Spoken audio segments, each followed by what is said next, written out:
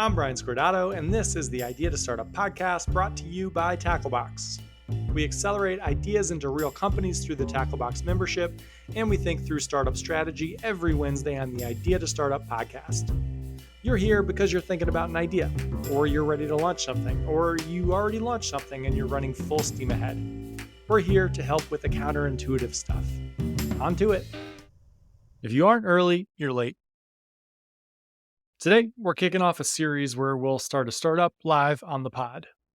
Actually, we're going to start two ideas simultaneously. Super early ideas, neither one with much validation, both pretty interesting. The reason we're starting two simultaneously is a bit of an internal test. We get tons of people who apply to Tacklebox with 2 or 3 ideas and ask us how much harder it is to test them out simultaneously, to pit them against each other a bit, and then when one pulls ahead, to drop the others and focus on it. So, let's see. I love these mini-series where we test out an idea for 2 reasons. First, they kick you in the ass a bit. I'm going to show you the things that I'm doing, you're going to realize I'm not all that special, and then you're going to do them too.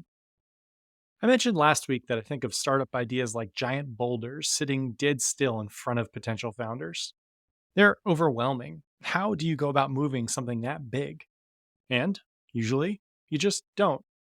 You spend weeks or months or years talking about all the reasons you can't move it, but you never actually try. Then, eventually, the boulder's gone. Someone else moved it. The fear the Idea Boulder inflicts has killed way more startups than lack of funding or team or product market fit ever has. The goal with these episodes is to show you that there are levers to use, things to wedge under the boulder to get it rolling. That, in the immortal words of Sylvester Stallone in Rocky IV, the boulder ain't so bad. The second reason I like these episodes is to remind you that if you're not early, you're late. People ask me how I get ideas for the podcast each week, and my answer is, I don't. I don't just sit around and scratch my chin and think, what's a great idea for a podcast episode? Or what's a punny name for a fish and chips place? The answer would obviously be the Codfather. I used to do that early on, and it was a freaking disaster. And then, around episode 40, I read an interview with Stephen King where, when asked about how he gets so many unique book ideas, he's published 65 novels, he said something to the effect of, "Oh, I never have an idea when I start. I write for a while, days, weeks, months, and then at some point I realize what it is I'm actually writing about. Then I start over and write about that. I find the 1 or 2 things that matter and I combine them." I've written the pod that way ever since. I sit down and I write. I have a running log with thousands of things I've seen or heard or read that are interesting, and I keep that open and I just write about something. This sometimes takes hours. It's frustrating and I hate it. I wouldn't even call it type 2 fun. It's type 0 fun. But then, maybe 1,500 words in, it'll hit me. I'll yell out, "Holy shit, that's what I'm talking about," and Ruby will scoot over and lick my hand because she's sensitive and thinks whenever I curse I'm mad at her, and I'll tell her she did nothing wrong, but she'll curl up behind my chair and keep tabs on me just in case, and I will write the pod. Once I figure out what the heck it is I'm saying, the pod goes lightning fast. The first 1,500 words might take 2 days. The final version might take 2 hours. And, like Stephen King, the best stuff is always a combination of 2 disparate things people maybe haven't put together before. I don't write because I have an idea for a podcast, I write so that I can get one. The more I work with people with startup ideas, the more I realize this is the exact process for getting to a great business. To throw another visualization at you, think about a successful startup as a cross-country drive from New York to Los Angeles. Your secret, the thing that matters, the thing that you know that everyone else doesn't that'll support your business, it isn't in New York. It's in, like, Kansas. The magic, the combination of things, the problem worth solving, the underserved customer, you'll gather them driving west, and then it'll all click and come together in Kansas. But most founders we work with think they need to know the secret that's in Kansas before they leave New York in order to leave New York. So they wait around. You wait around. You wait for a theoretical co-founder or a theoretical funding or for YC to let you in with just a half-baked idea or for things to, quote, calm down at work or for someone to jump out of a taxi on the corner of 63rd and 3rd and grab you by the cheeks and shout, "AI for carbon removal, here's the go-to-market," and give you a folder with instructions. The thinking that you start working on a startup idea not because you have a great idea, but because you want one is counterintuitive. It's uncomfortable to start before you know where you're ending, and every person will do anything they can to avoid being uncomfortable, which is all the more reason to start before you're comfortable. Every time you can do something uncomfortable, you're separating yourself from the 99% of the population who will never do it. If you want to end up somewhere most people don't, you've got to do things most people won't. So, this series is about showing you how to start before you're ready, because I am in no way ready to start either of these ideas. I'm not an expert in either space, though I'm interested in each. And I can feel the pushback through the screen. If I'm not an expert in the space already, if I don't have a different perspective already, what the heck gives me the right to try and start something? How does it guarantee that it'll happen? And I agree, there's no guarantee, and that is why you start. If you spend 7 hours a week for a year speaking with people in an industry and researching and running tests and doing all the things we're about to do, you're going to become an expert, and you'll probably end up with a great idea. Last thought before some jazz, the ideas, and the first week of work. The goal of starting all of this before you're ready is to knock out what I call the 90% of discomfort. Think about anything new. Let's say you just signed up for a gym membership because you want to start swimming. Going that first time is going to be really hard. You've got to find the locker room, change, figure out if you're supposed to shower before you swim or not. You might forget your sandals or your goggles. You might need to figure out the protocol. Which lane is the slow lane? Where are the towels? Each of those things are daunting the first time. Now, think about the second time you go. It's 90% easier. You know the drill, and you can just focus on swimming. That is why we do this. Startups are that example, but 10x because you have all your own pressure and doubt and insecurity layered on.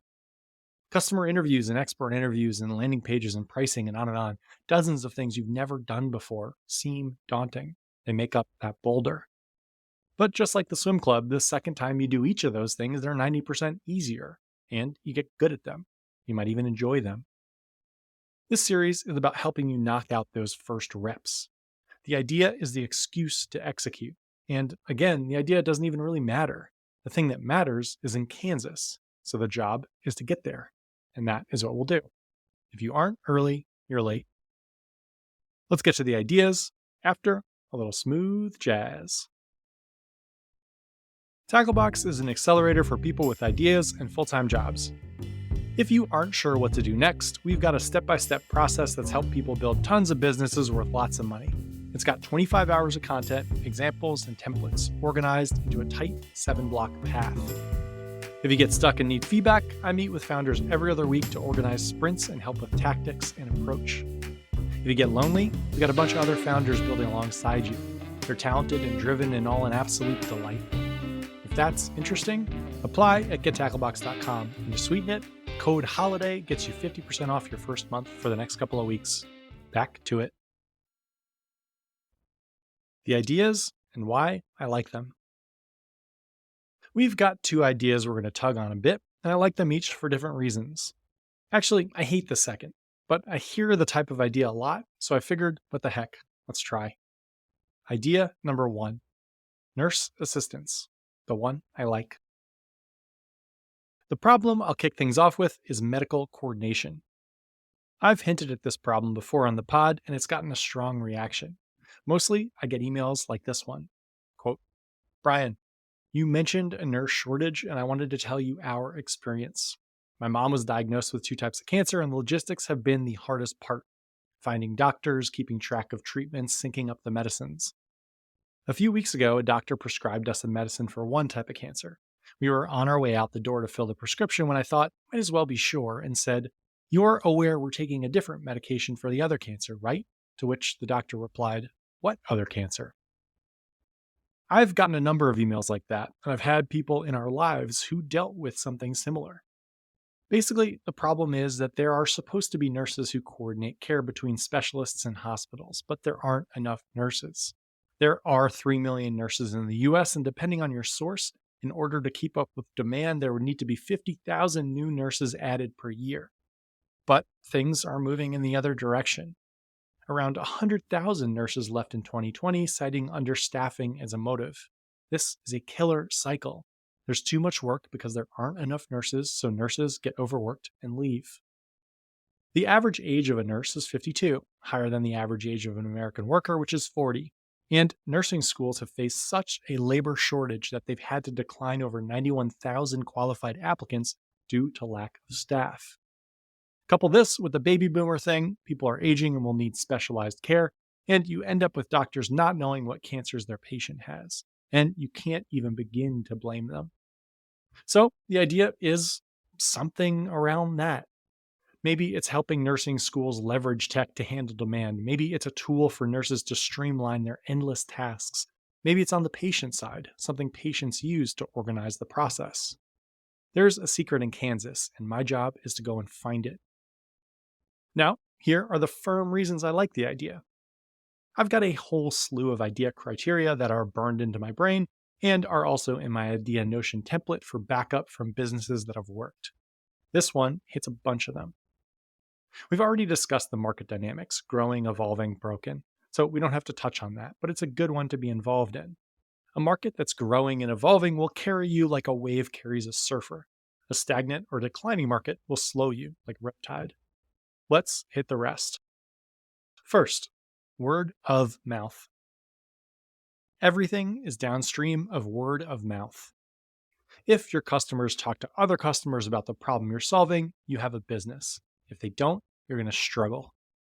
In this scenario, if you help patients manage the care of their loved ones, they're going to tell people about it.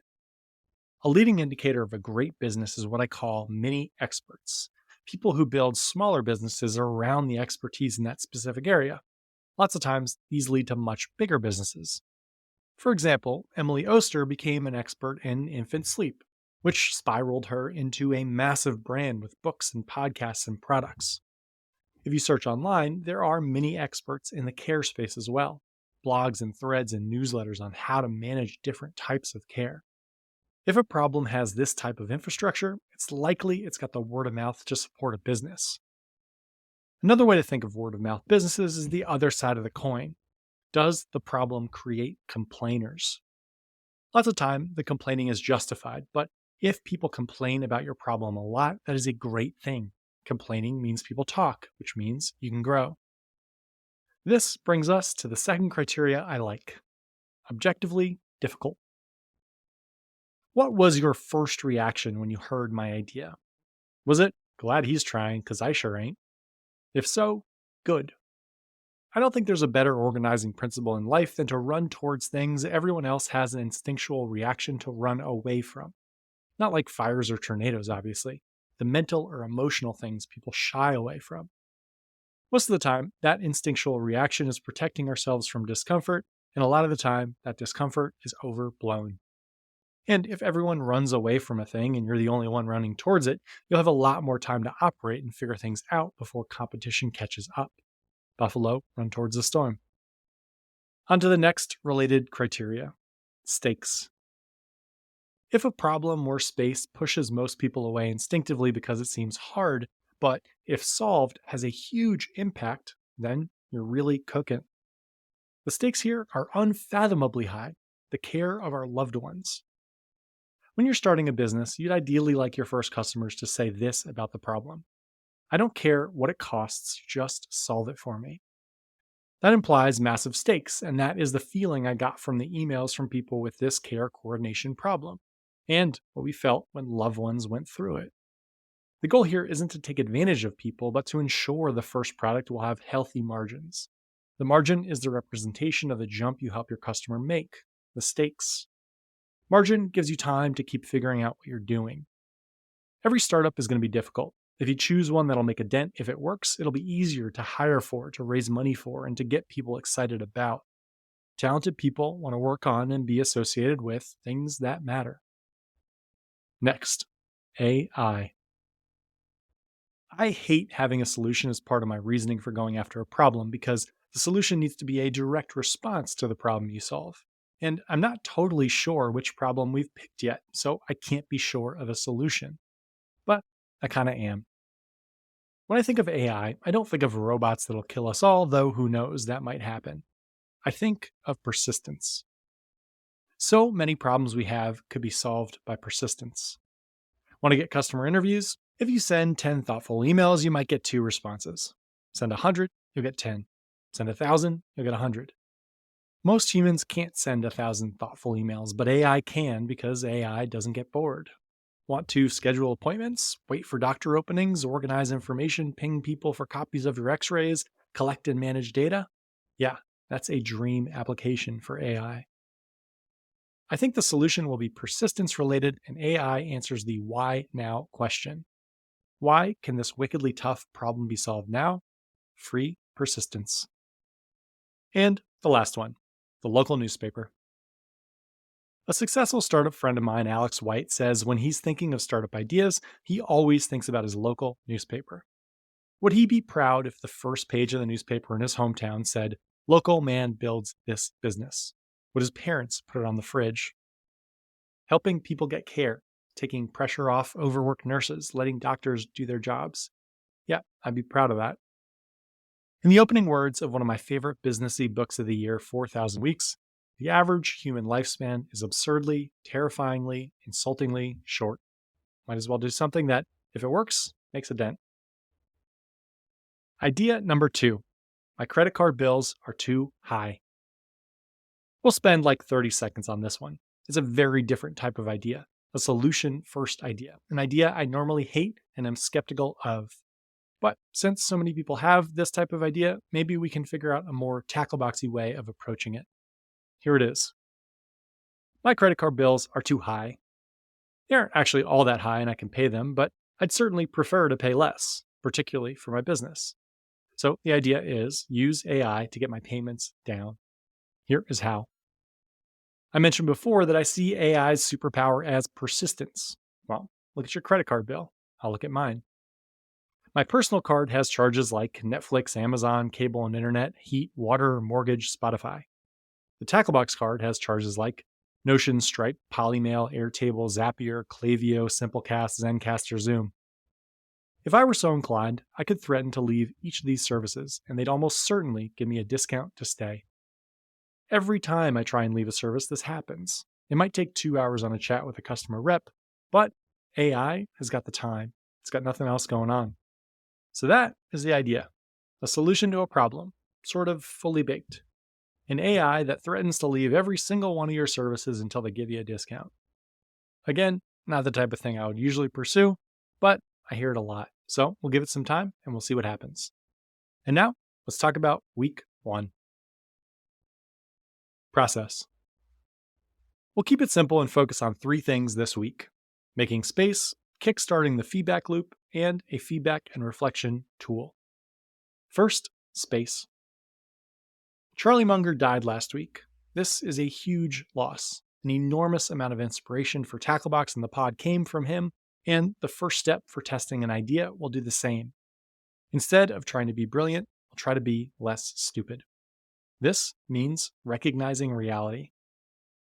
We're all goldfish. We grow to the size of our bowl. Your life is full and you have 0 time to start a startup. So the first step of adding a startup to your life is removing something else.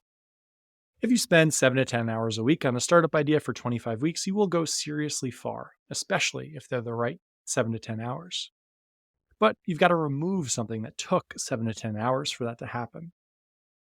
For me, I'll remove 1 episode of the podcast each month. Instead of 4 new episodes, we're going to have 3 new and 1 old. The old ones are evergreen and I busted my ass on them, and I'll pick the ones with the highest engagement, and I'll probably still do custom intros, and it'll still kill me a little bit inside.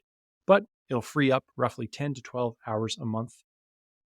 Also, I'm going to swap out researching episodes of the pod with running tests. That's another 5 hours a week. So, on your end, Marie Kondo yourself a little bit. What are you removing? As always, my favorite tool here is the sell the position exercise. Make a list of everything you spent time on last week. Assume that you stopped doing all of it. Then add back in the 20% you couldn't live without. Think about what your life would look like if you ditched the rest. Make sure you end up ditching enough to free up those 7 to 10 hours. Next, kickstarting the feedback loop. Early startup work is tough because everything is 100% proactive, something we aren't used to. It's exhausting and it is not sustainable. So we need to kickstart this feedback loop, and start creating inbound. Step 1 is cold emails, but the warm type. Start by thinking of everyone you know who's close to the space you're exploring. For me, I've got friends who are doctors and nurses, and I'll start there. I send an email without anchoring, asking if I can chat with them for 20 minutes. I'll then ask if they have any close friends in the space that I can speak with too. I attach a form message they can pass along for an intro. Next, I'll look on LinkedIn for anyone I'm connected to and message them the same. Finally, I send an email to 50 or so close-ish friends and family, BCCing them saying, I'm working on an idea, and I'd love to speak with anyone they know who's in the nursing or doctor space, or who's caring for a loved one going through some sort of complex procedure. The goal is to get conversations going. We'll talk more about those conversations in another episode, but this step is critical. You have to attack the boulder. If you reach out to 100 contacts, you will get some responses. And for logistics, set up a Calendly account and let them schedule 15 or 20-minute calls with you. This is how we start to learn. The other tough part about the early feedback loop is now that you've sent those emails, you've got nothing to do while you wait for people to respond. This means it's time to learn. And here is where I love ChatGPT. If you are new to a space like I am, ask ChatGPT to make you a curriculum and a reading list. If, for example, you're getting into vertical farming, write something like this, quote, pretend you're an expert in vertical farming and you're helping me understand the basics. What's a curriculum you could create that'd take me an hour or two to read through? What videos or TED Talks should I watch? What experts should I follow? What MOOCs are available? Now you start to learn. Finally, a feedback and reflection tool. We've talked about the Startup Journal in the past, and now is your time for it. Each day, write a letter to yourself or a friend or a fake mentor or an editor or whoever. Tell them what happened and why. Try to reflect on your process. Prompt yourself with questions to help you rise above the work. Things like, if I hired an assertive CEO to move fast on this idea, what would they do first? Humans are terrible at reflection, but incredible at judging other people's work. Which brings us to the other side, feedback. See if you can find a group of people also working on ideas. Obviously, if Tacklebox is interesting to you, that's one option.